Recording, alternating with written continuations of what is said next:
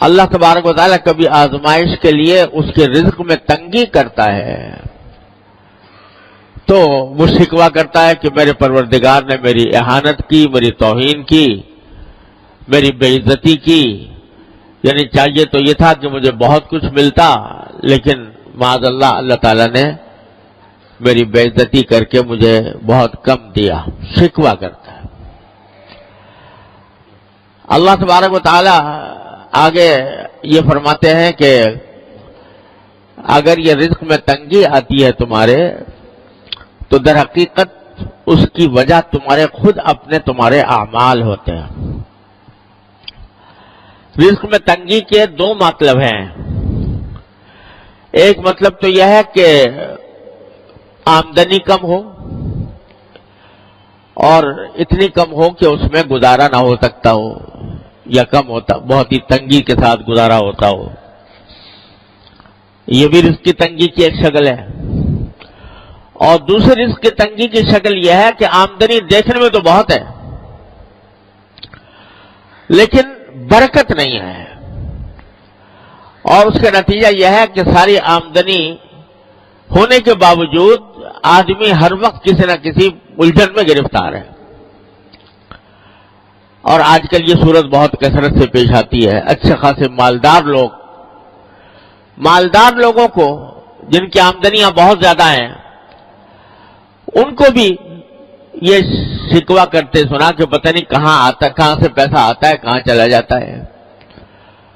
اور نتیجہ یہ کہ پیسے کا اصل فائدہ تو یہ تھا کہ انسان کو راحت ملتی، انسان کو آرام ملتا، اطمینان سکون حاصل ہوتا، لیکن بجائے آرام اور اطمینان حاصل ہونے کے اس سے پریشانیوں میں اضافہ ہو رہا ہے۔ یہ ہے بے برکتی۔ آمدنی تو ہے مگر برکت والی نہیں ہے۔ اللہ تبارک و تعالیٰ جب برکت عطا فرماتے ہیں تو تھوڑی آمدنی میں انسان کو سکون آرام مل جاتا ہے، راحت میسر آ جاتی ہے۔ اور اللہ بچائے اگر بے برکتی ہو تو لاکھوں کی اور کروڑوں کی آمدنی ہو، اس کے باوجود انسان پریشان ہی نظر آتا ہے۔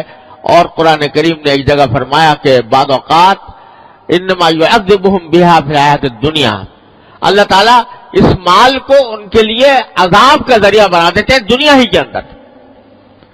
یعنی مال تو بہت ہے لیکن مال کی حصول میں، اس کی تلاش میں، اس کے جو سرگرداں ہیں تو اس میں دن کا چین میسر ہے، نہ رات کا آرام میسر ہے، نہ بیوی بچوں کے ساتھ وقت گزار سکتے ہیں، نہ اپنے گھر والوں کے ساتھ اطمینان کے ساتھ بیٹھ سکتے ہیں، راحت میسر نہیں۔ پیسہ ہے مگر راحت نہیں۔ یہ بھی رزق کی تنگی کی ایک بدترین شکل ہے۔ تو اللہ تبارک و تعالیٰ دونوں قسم کی تنگیوں کا، اس میں الفاظ جو ہیں دونوں قسم کی تنگیوں کے کو شامل ہیں کہ چاہے آمدنی کم ہو یا آمدنی میں برکت نہ ہو، دونوں کی وجہ در حقیقت یہ ہے کہ تم لوگوں کے حقوق ضائع کرتے ہو۔ لوگوں کے حقوق کیا ضائع کرتے ہو؟ پہلا ذکر کیا یتیم کا، لا تحاضون علی طعام بلکہ لا تکرمون الیتیم، یتیموں کی عزت نہیں کرتے۔ یہ نہیں کہا کہ یتیموں کو کھانا نہیں کھلاتے، بلکہ عزت نہیں کرتے۔ مطلب یہ کہ اول تو یتیموں کی دیکھ بھال میں تمہاری کمی ہے، اور اگر کبھی کوئی کرتا بھی ہے تو اس کا جیسا اکرام ہونا چاہیے، جیسی عزت ہونی چاہیے، اس قسم کی عزت اس کو نہیں دیتے ہیں۔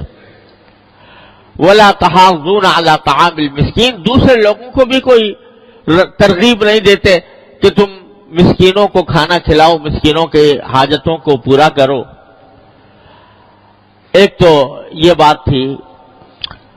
پھر فرمایا وَتَأْكُلُونَ التُّرَاثَ أَكْلًا لَمًّا، اور میراث کو تم لپیٹ کر کھا جاتے ہو۔